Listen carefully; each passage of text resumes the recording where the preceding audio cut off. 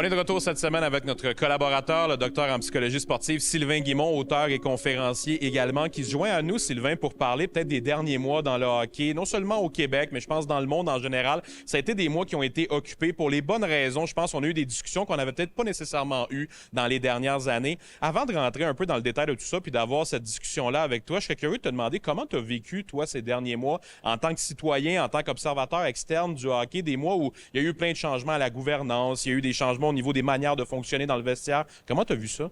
Je pense qu'on voit que notre société évolue et change et s'adapte. Et c'est correct.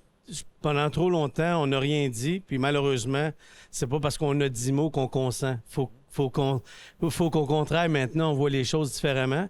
Et je pense que d'en parler, ben ça éveille les consciences, ça fait en sorte qu'on ne peut plus dire qu'on ne le sait pas. Lorsqu'on ne sait pas des choses, on peut clamer notre innocence, mais lorsqu'on le sait, on peut plus dire qu'on ne le sait pas. Donc maintenant, notre société est au courant qu'il y a des comportements qui sont inacceptables, inappropriés, puis il faut seulement les changer et s'assurer qu'on est dans un environnement qui est sain, parce que le sport, c'est beau. Le sport, c'est bon, mais il faut que ça soit fait pour que tout le monde y gagne et qu'on n'ait pas de perdants à l'extérieur de la patinoire. J'ai justement envie de t'amener un peu sur ce côté-là. Le but n'est pas de minimiser du tout ce qui s'est passé dans les derniers mois, dans les dernières années même. Je pense que parfois, on a peut-être oublié un peu l'essence du sport qui peut être positive, l'essence du sport qui est la persévérance, le dépassement de soi, le travail en équipe. Toi, comme docteur en psychologie sportive, je suppose que c'est sur ces côtés-là que tu mettrais l'emphase si tu étais auprès d'une équipe en début de saison comme ça, de dire oui, les derniers mois ont été difficiles, mais il faut essayer de se ramener à ce qui peut être positif dans le sport sans oublier ce qui s'est passé auparavant, évidemment. Là. Moi, je pense que la base, en ce moment, c'est chaque individu qui doit se poser la question. Est-ce que mon comportement, à moi, il est correct?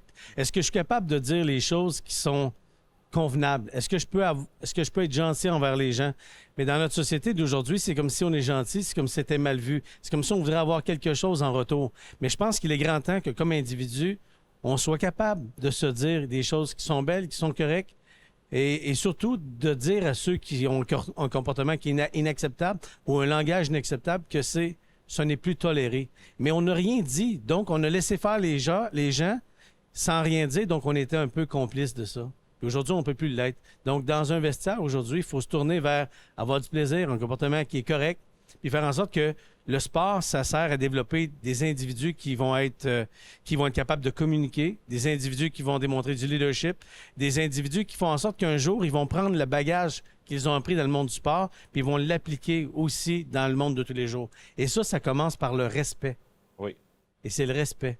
Et c'est le respect de soi, le respect de l'autre et le respect des gens en général pour qu'on soit un modèle. Sylvain, je sais que tu parles avec beaucoup de gens au Québec dans plusieurs ligues différentes. Lorsque tu t'adresses peut-être aux têtes dirigeantes de certaines ligues, tu as des discussions avec eux, qu'est-ce que tu leur suggères pour approcher les prochains mois? Parce qu'on le sait, évidemment, tu le disais, c'est pas facile nécessairement faire du changement lorsqu'on est habitué à une manière de fonctionner. C'est quoi qui est important pour les gens au sommet de la pyramide, si on peut le dire comme ça, dans les prochains mois pour amener ce changement-là? Je pense que ça commence par eux. On se doit d'être un modèle. Lorsque j'entends les gens dire « Sylvain, tu sais, moi, dans mon organisation, j'ai 50 personnes en dessous de moi. » Ma question que je leur pose, c'est comment tu peux les supporter si tu es au-dessus d'eux? Lorsqu'on est dans une organisation et qu'on a un rôle important, le rôle, on doit le placer en dessous des gens pour les supporter, les encourager, pour les élever. Et si je suis en dessous des gens, si je me place pas au-dessus d'eux, bien, mon rôle, c'est de prendre soin d'eux, mais de s'assurer qu'ils ont un modèle nécessaire à suivre des consignes bien claires. Si j'ai des enfants, je dois leur apprendre à se discipliner, à être autodisciplinés. Sinon, un jour, je les condamne à ce que leur vie va être décidée par quelqu'un d'autre. Et ça, c'est la base de tout. C'est à ça que ça sert le sport. Ça sert à développer des individus qui sont respectueux et qui vont être disciplinés. Discussion très intéressante, Sylvain, puis j'espère que dans les prochains mois, on pourra se concentrer vraiment sur ce que tu l'as dit, le positif dans le sport, parce qu'au bout du compte, il y en a tellement du positif. Oui, il y en a bien. Ouais. Merci beaucoup, Sylvain. Merci, Jasmin.